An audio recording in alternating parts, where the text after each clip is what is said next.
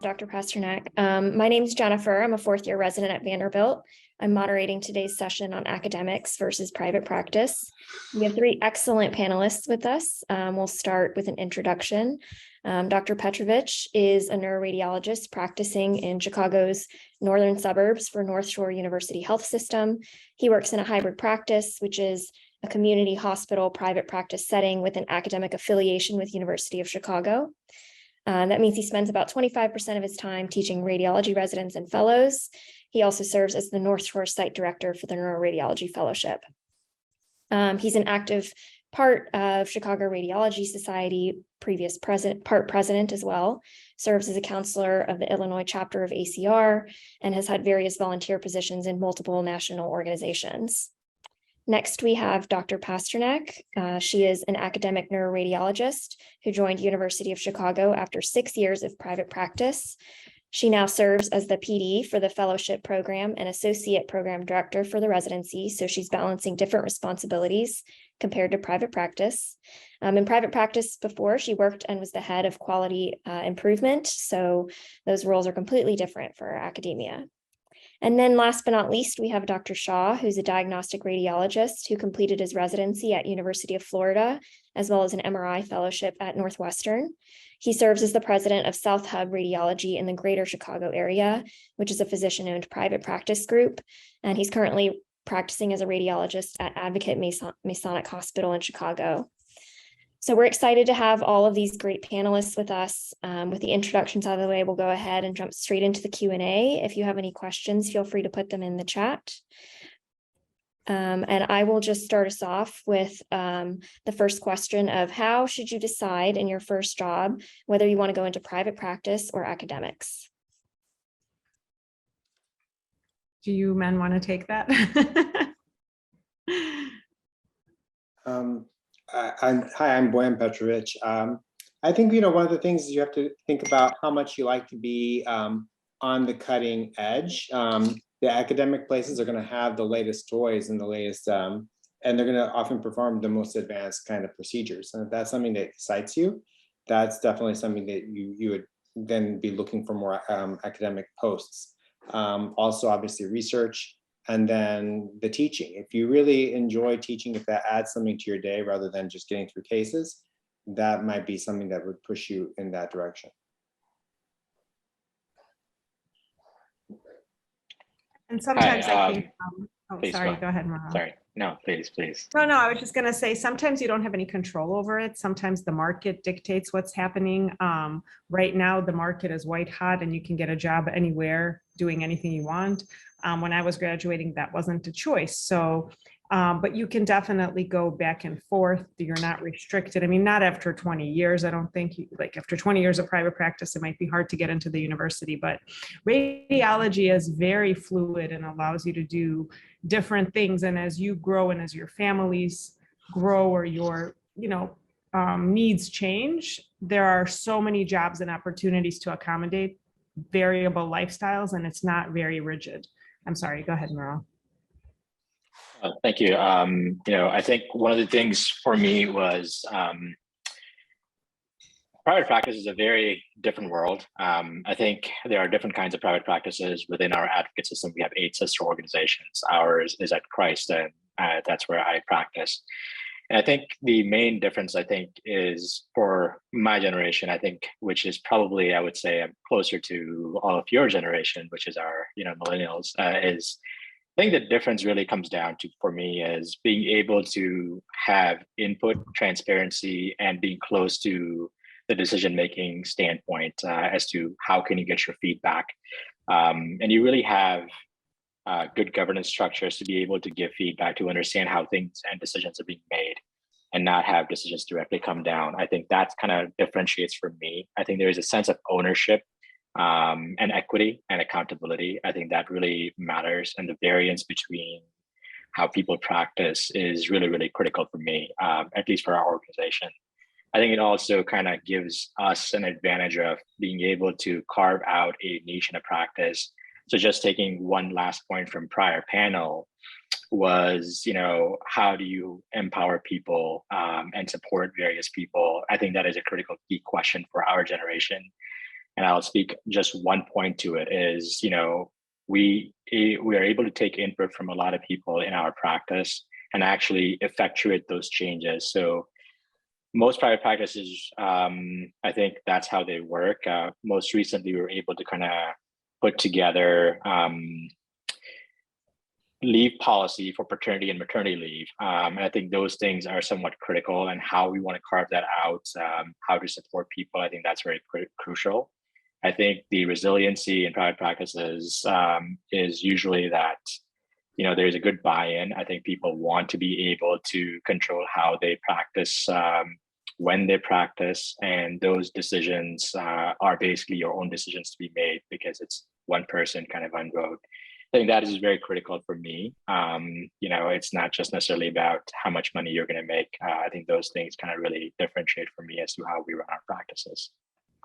Yeah, I have to echo what you just said in terms of, I think that private practice on the whole tends to be much more nimble, and you in terms of, like you were saying, having input, you can respond to changes much quicker. For example, I think in the academic institution, or even in my practice, which is more of a hybrid practice, it's very hierarchical. And like, as you said, a few leadership people make the decisions that get transmitted down, versus in a private practice setting, it's almost more democratic, but a lot more voices get taken into account. And there are such a variety of different practice patterns in private practice and you can change as it goes. In a lot of academic places, the workday might be 8 to 5. And in some private practice, I've even seen people say, oh, well, we're going to have staggered shifts, or we're going to have split shifts where somebody starts in the morning and then they finish at the end of the day. You can do that, versus getting those kinds of changes into academia, I think would probably be more glacial. It's more difficult to change the inertia. That is very true, but you need crazy people like us to still teach all of you. We are all diehard educators to our own peril. Great, thank you so much. We have a question in the chat that says, to me, it seems like there's a trend toward pursuing fellowships and subspecializing. Do you think this is a detriment to small community hospitals? One of the radiologists I worked with who was in charge of hiring said he needs more, quote unquote, jack of all trades. I think we can all chime in on this point. I know that if you are working in a big city, you want to live in a big city where there are a lot of practices, you are going to be at a disadvantage when you are not fellowship subspecialized. Doing a subspecialty is just one extra year, but it literally makes you an expert in something. So when I was in private practice, I had to read everything, but definitely the harder cases, the tumor conferences, those came to me as a neuroradiologist, whereas the MSK went to the MSK radiologist. Now, we did have one resident recently who is from a very small rural community, wanted to go back there and decided to forgo the fellowship just because the money's so good. And I definitely want my partners to chime in on this, but it's not a bias for me being an academic, so I'm pushing it. It's something I saw when I was in private practice. You can be the jack of all trades, master of none, and that does impact patient care and patient disease survival. So the trend for fellowship training is because radiology got more complex with more technology, with more things available, with different variables in the government and in economics pushing us to be faster. If you are not subspecialized for those complex cases in those particular specialties, if you don't have that extra training, you might blow past something that becomes critical for that patient's disease survival. So I think the trend is really just because medicine has gotten more complex, diseases have gotten more complex, and we just need to be well-versed in certain things, and the group should be put together where there's an expert in everything, but everybody teams up to do it all. And I think you two would be, could provide some of your input based on your own practices as well. Yeah, I would have to say that I think it also is coming from the demand from the subspecialists, because the neurosurgeon usually wants to talk to a neuroradiologist, or same thing for the ENTs. They often want to seek out that person. Now, that doesn't mean that you can't be, like you mentioned, working in a general practice, but have a subspecialty. And that's often how they do it. You'll have the person who's the go-to neuro person, or the go-to MSK person, And this trend, I think it is increasing where people expect a fellowship. However, a lot of the major cities in the US are still needing people who can do everything. And there are a few places like I hear Texas and maybe Colorado, where they have these mega groups where they have like hundreds of radiologists, and then they can subspecialize and people will practice only in their subspecialty. But in the Chicago area, I think my practice and maybe the academic institutions are among the only ones where people practice in a single subspecialty rather than multi-specialties. Yeah, so I think I have a unique perspective here, and I want to kind of differentiate.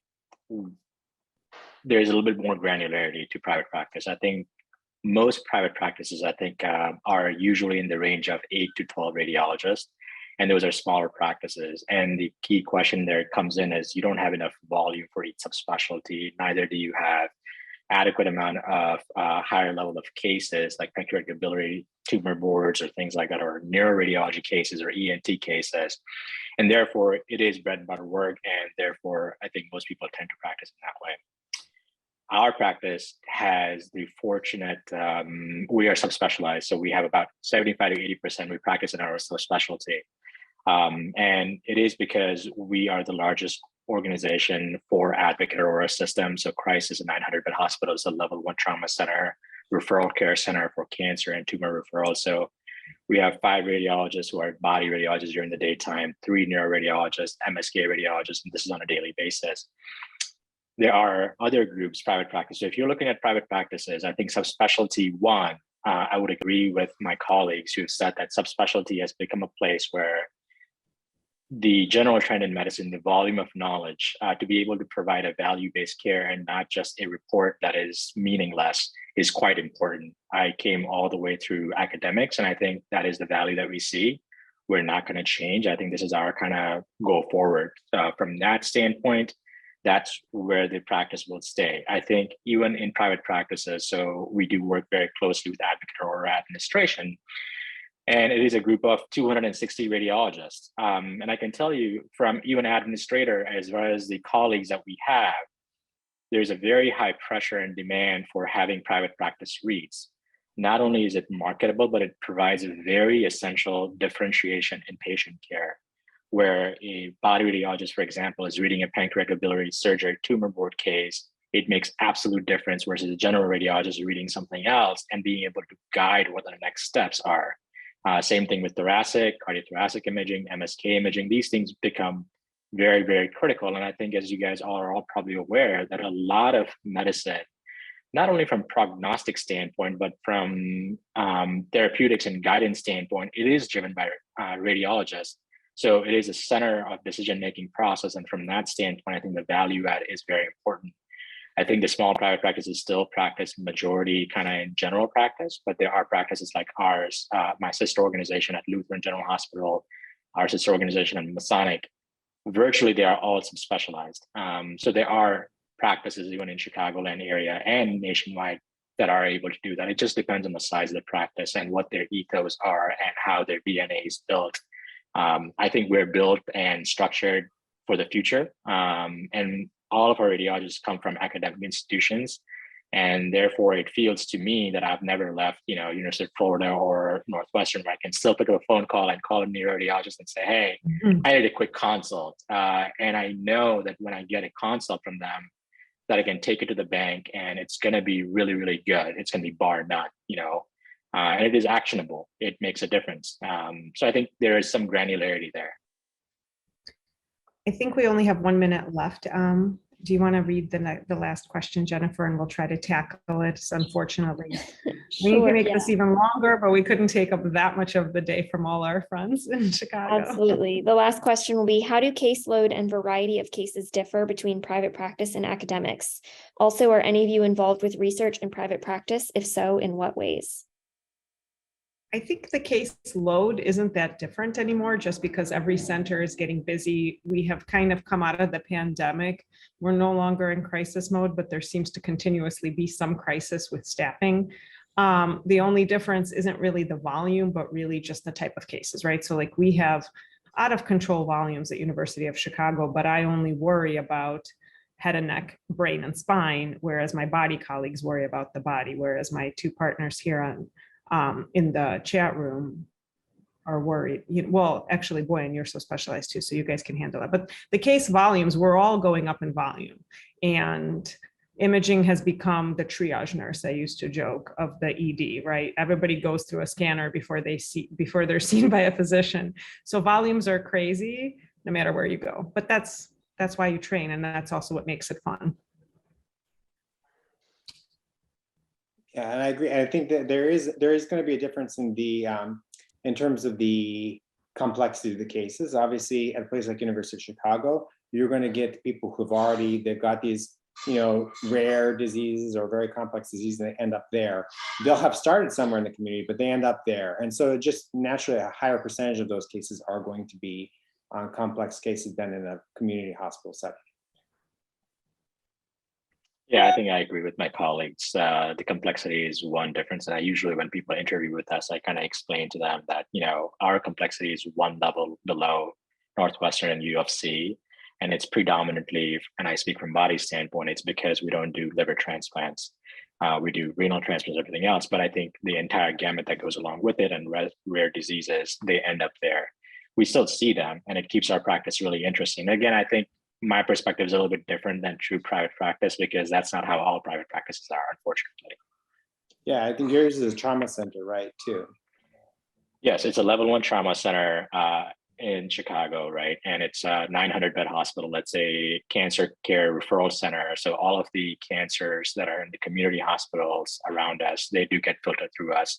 So we do multiple tumor boards. We do about 10 or so tumor boards every week between every subspecialty.